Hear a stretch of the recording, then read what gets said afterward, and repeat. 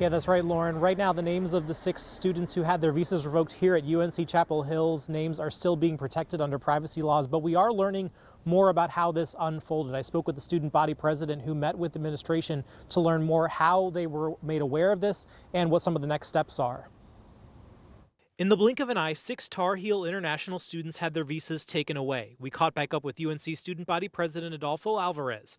Today, he met with university leaders to get some insight into how they were notified. The university had to manually go into the portal where they have all international students, and they had to notice that these visas had been revoked. In a statement, UNC's Chancellor Lee Roberts saying, quote, "We don't have a higher value as a university than keeping our students safe. And that's all of our students, including our international students."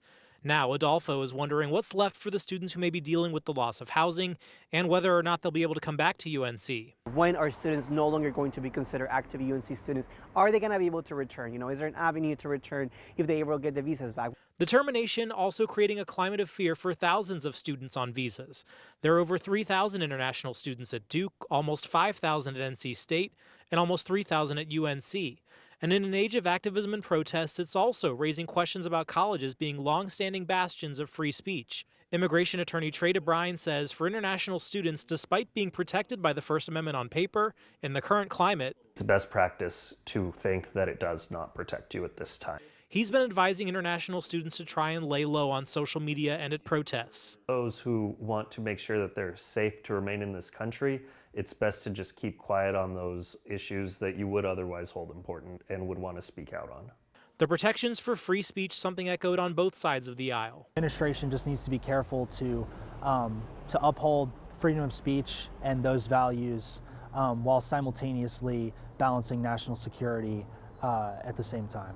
But at UNC, student leaders worried this may not be the end. It's not just about 6 students, it's the fact that this is the beginning of the attack on international students on our campus. What's going to come next? We need to be prepared.